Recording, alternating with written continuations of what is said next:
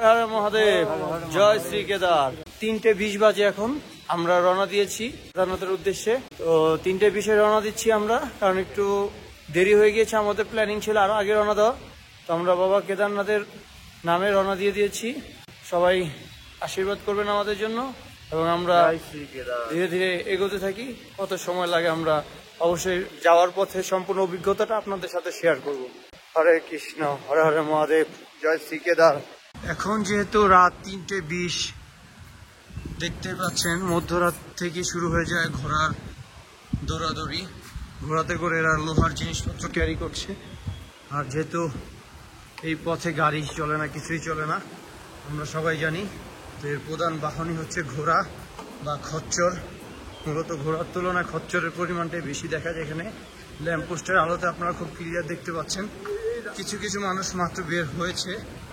তো বাবা ভোলানাথ আমাদের সহায় আছে। আমরা যেতে থাকবো এবং যাওয়ার পথে অভিজ্ঞতাগুলো আপনাদেরকে আমরা শেয়ার করব।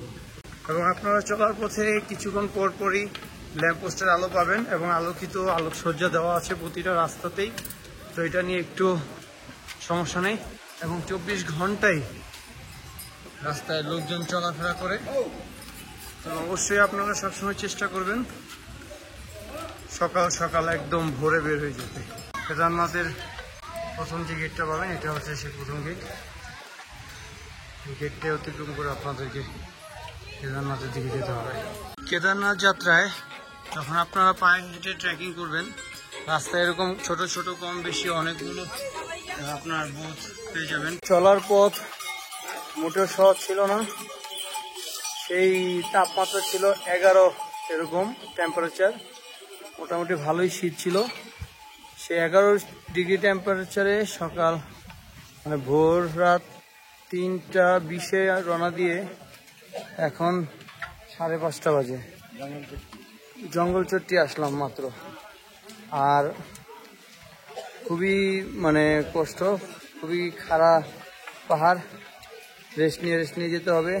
চাপ নেওয়া যাবে না, চাপ নিলে অসুস্থ হতে হবে। আপনারা কেউই এটা নিয়ে চাপ নেবেন না। জয় শ্রী কেদার।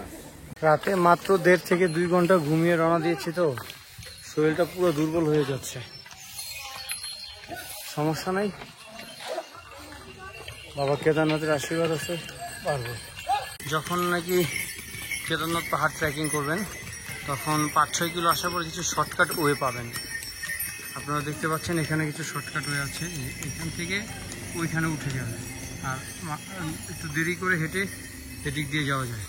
তো কখনোই শর্টকাটটা মারবেন না, ওটা খুবই রিস্ক হয়ে যায়। কারণ শর্টকাটটা হচ্ছে ওই মানুষ যাওয়া আসা করতে করতে একটু পথ তৈরি হয়েছে ওইটার জন্য। ওটা কখনোই আপনারা মারবেন না, কারণ ওইটা দিলে যে কোনো সময় ওই পথে দুর্ঘটনা হতে পারে। তো যে রাস্তা আছে বড় রাস্তা ধরে যাবে। হরে হরে মহাদেব, জয় শ্রী কেদারনাথ। আমার পেছনে আপনারা একটি ঝর্ণা দেখতে পাচ্ছেন। এরকম আপনারা কেদারনাথের পথে চলতে গেলে ছোট বড় অনেক ঝর্ণাই দেখতে পাবেন। বেশ কিছু ঝর্ণা আছে এখানে দেখার মতো। তো এগুলো আপনারা আস্তে আস্তে যাবেন, দেখতে দেখতে। অবশ্যই শরীরের প্রতি প্রেশার দিবেন না।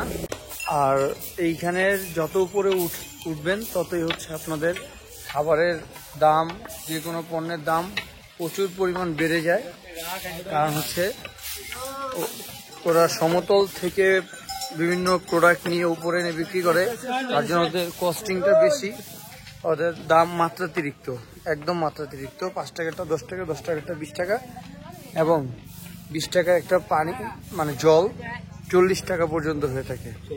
যতটুকু পারেন শুকনো খাবার ক্যারি করবেন এবং অবশ্যই একটু কর্পূর অথবা যাদের মেডিসিন নিচ্ছেন ইনহেলার, ওগুলো নিয়ে নেবেন। কারণ কর্পূরটা যদি আপনি নিঃশ্বাসের সাথে নেন তাহলে আপনার কিছুটা রিলিফ লাগবে, ভালো লাগবে। কোনো প্রকার শরীরে প্রেশার না দিয়ে রিল্যাক্স মুডে যেতে থাকবে। চলার পথে আপনারা উল্টা পাল্টা বিভিন্ন জিনিস না খেয়ে এরকম মিক্স ফ্রুটটা শুধু ট্রাই করবেন। আর চকলেট, ভালো মানের কিছু চকলেট নিয়ে নেবেন সাথে করে, যেগুলো আপনাদের জন্য খুব উপকার আসবে। এখানে উনি এটা 50 টাকা প্লেট মিক্স ফ্রুট নিচ্ছে। আমরা এখন আছি ভীমগলি দৌড় রাস্তা। ওরা আর কি স্থানীয় লোকজন এটাকে ভীমগলি দৌড় রাস্তা বলে। মানে ভীমগলিতে দুই রাস্তার মধ্যে, অর্থাৎ 2013 সালের বন্যার পরে এখানে যে দুইটা রাস্তা হলো, আগের রাস্তাটা ভেঙে নতুন একটা রাস্তা সংযোজন করা হয়েছে এবং নতুন একটা রাস্তা নির্মাণ করা হয়েছে, সেই জন্যই এটা ভীমগলি দৌড় রাস্তা।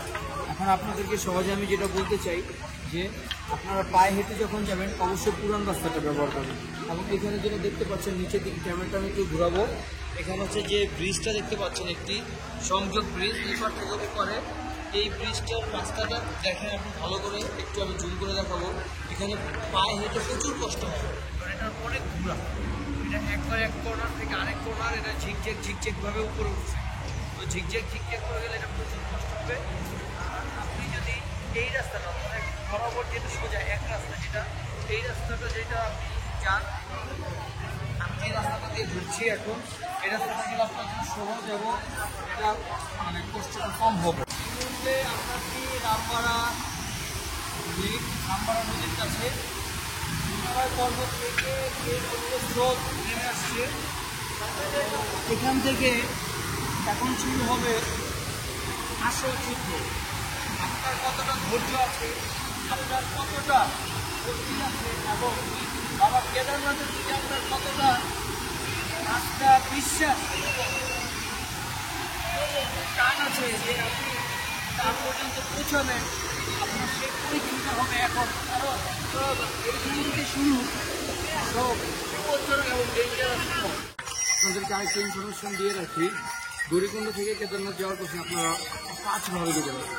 1 হচ্ছে পায়ে হেঁটে, 2 হেলিকপ্টারে করে, 3 হচ্ছে পিকনিকে করে এবং 4 হচ্ছে ডলিতে করে এবং 5 নম্বর হচ্ছে ঘোড়ায় করে। আপনি যে উপায়ে যান না কেন শরীরের প্রতি প্রেশার পড়বে। বাবার কি মহিমা, গত বছরের বরফ এই বছরও গলে শেষ হতে পারে না, আর 2-2.5 মাস পরে তো আবার বরফ ধরা জমবে শুরু করবে। হর হর মহাদেব। লাস্ট 3 থেকে 4 ঘন্টা প্রচুর বৃষ্টি হচ্ছে। এই বৃষ্টির মধ্যে অনেকটা সময় অপেক্ষা করেছিলাম, কিন্তু অপেক্ষা করলে সেই রাত হয়ে যাবে, কারণ সেই সকাল 3:20 হোটেল থেকে রওনা দিয়েছিলাম কেদারনাথের উদ্দেশ্যে গৌরীকুণ্ড থেকে। তো এখন অলরেডি বেজে গেছে অনেকটা সময়, 12 ঘন্টা প্লাস হয়ে গিয়েছে।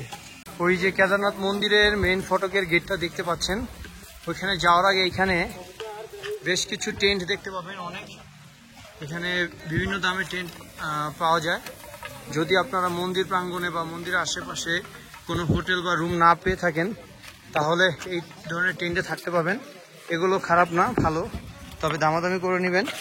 এখানে 200 টাকা থেকে টেন্ট শুরু, থাকা, ওয়াশরুম আলাদা জায়গায়, আর ভালো মানের টেন্ট থাকলে ওরা ওইটা ব্যবস্থা করে দিবে।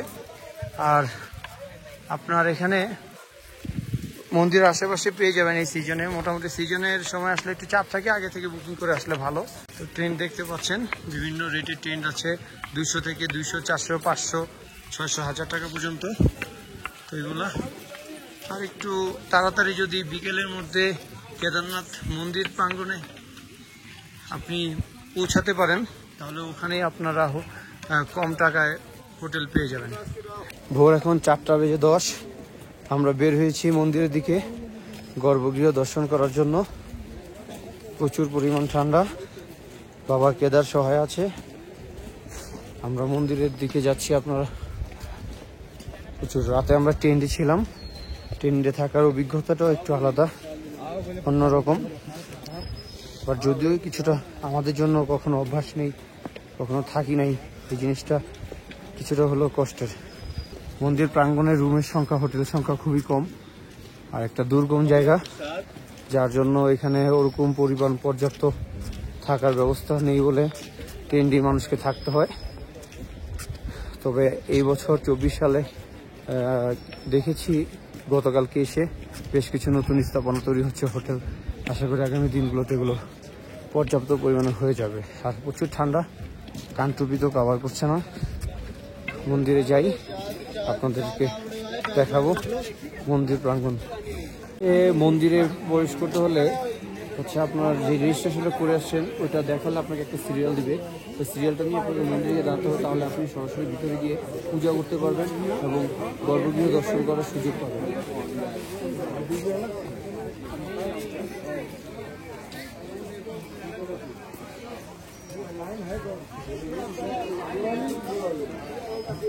সকালে মন্দির প্রবেশ করার আগে গর্ভগৃহ দর্শন করার এরকম সিরিয়াল দিতে হবে।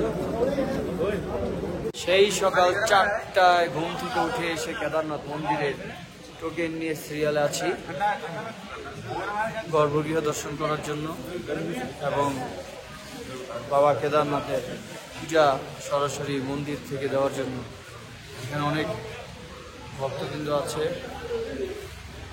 দেখতে পাচ্ছেন সবাই অনেক কষ্ট করে সকাল 4টা থেকে, কেউ বা সকাল 3টে থেকে এখানে অবস্থান করছে। একটাবার চিন্তা করে দেখেন, একটা পা নেই তার, সে বাবা কেদারনাথের ডাকে সেই হিমালয়ের চূড়া পর্যন্ত পৌঁছে যাবে। জয় শ্রী কেদার। চলে আসলাম বাবা কেদারনাথের মন্দিরে। দেখতেই পাচ্ছেন আমি এখন দাঁড়িয়ে আছি কেদারনাথের ঠিক মেন ফটকের সামনে। ভিতর থেকে একটা অন্যরকম অনুভূতি কাজ করছে, শরীর দেহ মন একদম শীতল হয়ে যাচ্ছে, যেন ভিতর থেকে স্বর্গের বাতাস বইছে। কেদারনাথের এই ভূমিতে প্রতিটা মানুষেরই স্বপ্ন থাকে, হিন্দু ধর্মের প্রতিটা মানুষেরই জীবনে একটা স্বপ্ন বা আশা থাকে যে একবার হলো কেদারনাথ মন্দির দর্শন করা। তো সেই কামনা সবার জন্য, প্রতিটা মানুষ যেন একবার হলেও বাবা কেদারের ভূমি দর্শন করতে পারে। পৃথিবীর শক্তিশালী শিব মন্দিরের মধ্যে অন্যতম একটি মন্দির হলো এই বাবা কেদারনাথের মন্দির। ইতিহাস থেকে জানা গেছে 1300 শতাব্দী থেকে 1900 শতাব্দী পর্যন্ত এই হিমালয়ের বুকে একটি ছোট হিমযুগের আবির্ভাব হয়েছিল। আর তখনই প্রায় 400 বছর পূর্বে এই কেদারনাথ বরফে ঢাকা ছিল। তো বুঝতেই পারছেন কত প্রাচীন এবং কত পূর্বের এই মন্দির আবির্ভাব হয়েছিল। প্রতি বছর 6 মাস এই মন্দিরটি বন্ধ থাকে। বন্ধ করার সময় একটি প্রদীপ জ্বালানো হয়, ঠিক সেই প্রদীপটি 6 মাস পর আবার জ্বলন্ত অবস্থায় সেই মন্দিরের দরজা খোলা হয়। প্রতি বছর মন্দির খোলা হয় এপ্রিল মাসের অক্ষয় তৃতীয়ার শুভক্ষণে এবং বন্ধ করা হয় অক্টোবর মাসের ভাইফোঁটার দিন।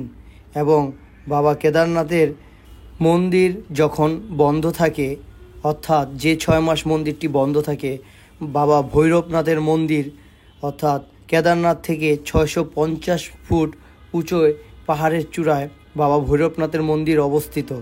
সেই বন্ধ থাকাকালীন সময়ে বাবা ভৈরবনাথ এই কেদারনাথ মন্দিরের রক্ষক হিসেবে অবতীর্ণ হন। কেদারনাথ মন্দিরের পেছনের অংশেই সেই গাড়োয়াল পর্বতটি দেখতে পাচ্ছেন। এই সেই গাড়োয়াল পর্বত যার চূড়া কখনো অর্জন করা সম্ভব হয়নি। গাড়োয়াল পর্বত মন্দিরের পেছনের অংশে অবস্থিত এবং ঠিক তার সামনে আপনারা দেখতে পাচ্ছেন বাবা কেদারনাথের মন্দিরটি। কি অপরূপ এক পরিবেশ, কি অপরূপ এক প্রকৃতি। আমি এই মুহূর্তে আছি কেদারনাথ মন্দিরে। তো আপনারা জানেন যে কেদারনাথ মন্দিরে দেখার জন্য 3টা জায়গা আছে। এক কেদারনাথ মন্দির, পিছনে আছে হচ্ছে আপনার ভীমশিলা, যেটা 13 সালের বন্যায় কেদারনাথ মন্দিরকে রক্ষা করেছিল, এবং ঠিক তার উপরে পিছনের দিকটায় আর একটু এই পাশে সেইটা দিয়ে গেলে আদি শঙ্করাচার্য সমাধি উপরে আছে। তো আমরা আপনাদেরকে আদি শঙ্করাচার্যের সমাধিটা ঘুরে দেখাবো। এখন আছি হচ্ছে আদি শঙ্করাচার্যের সমাধিতে। তো এই সমাধিটা ঠিক কেদারনাথ মন্দিরের পেছনের অংশে এটা অবস্থিত। এই কেদারনাথ মন্দিরটাকে আপনাদেরকে একটু ঘুরিয়ে দেখাবো। এটা ঘুরে ঘুরে নিচে নামতে হয়, এটা ঘুরে দেখাবো। এটা হচ্ছে আদি শঙ্করাচার্যের সমাধি। তো এই সমাধিটা যদি কেদারনাথ আসেন ঘুরে দেখে যাবেন, ভালো লাগবে, কারণ এটা পিছনে ঠিক কেদারনাথ মন্দিরের পিছনে অবস্থিত। খুব ভালো লাগবে এসে ঘুরে গেলে। ঠিক তার পেছনেই রয়েছে দেখেন আপনার হিমালয় পর্বতটি। ভগবানের সৃষ্টির মহিমা কত কীরকম দেখতেই পাচ্ছেন, এবং এত কাছ থেকে হিমালয় পর্বত দেখাটা আসলেই সৌভাগ্যের। প্রচলিত আছে কেদারনাথ তীর্থ ভ্রমণ করা হলে এখানে ভৈরব বাবার মন্দির দর্শন করতে হয়। ঠিক কেদারনাথ মন্দিরের উল্টো দিকেই তার পাহাড়ের উপরে কেদারনাথ মন্দির থেকে কিছুটা উঁচায় ভৈরব বাবার মন্দির অবস্থিত। এই মন্দিরটিতে তেল ও ধূপ দিয়ে এখানে দর্শন করা লাগে। তো এটা বাধ্যতামূলক প্রচলিত নিয়মে। তো আমরা কেদারনাথ তীর্থ ভ্রমণ শেষে আমরা কেদারনাথ তীর্থ যাত্রা করে এখন ভৈরব বাবার মন্দির দর্শন করছি। সন্ধে 7:15-র দিকে কেদারনাথের সন্ধ্যা আরতি শুরু হয়ে যায়। তো আমরা কেদারনাথ মন্দিরের সন্ধ্যা আরতি দেখার জন্য চলে আসছি। তো আমরা সন্ধ্যা আরতিটা একা দেখবো না, সাথে আপনাদের সাথে শেয়ার করবো এবং আপনাদেরকে দেখার সুযোগ করে দেবো। দেখতে পাচ্ছেন সন্ধ্যা আরতি দেখার জন্য উৎসুক ভক্তবৃন্দ এবং বাবার দর্শনার্থীরা এখানে ভিড় জমিয়েছে। আর গোল করে সবাই বসে একযোগে সন্ধ্যা আরতি উপভোগ করছে। সবাই আমার কেদারনাথের ফুল এপিসোডটি দেখলেন। এত সময় এত ধৈর্য নিয়ে আমার ভিডিওটি দেখার জন্য সবাইকে অনেক ধন্যবাদ। আমার কেদারনাথ ট্রিপের ভিডিওটি কেমন লেগেছে আমাকে সবাই কমেন্ট করে জানাবেন। আজ এই পর্যন্তই। কেদারনাথ ভিডিও দেখেছেন আপনারা, কেদারনাথের অভিজ্ঞতা আপনাদের মাঝে শেয়ার করলাম। জানি না কতটুকু আপনাদেরকে বুঝাতে পেরেছি, তবে যত কষ্টই হোক, যত দুঃখই হোক, কেদারনাথের নাম একবার মুখে নেবেন, বাবা মহাদেবের নাম একবার মুখে নেবেন, সব কষ্ট দূর হয়ে যাবে।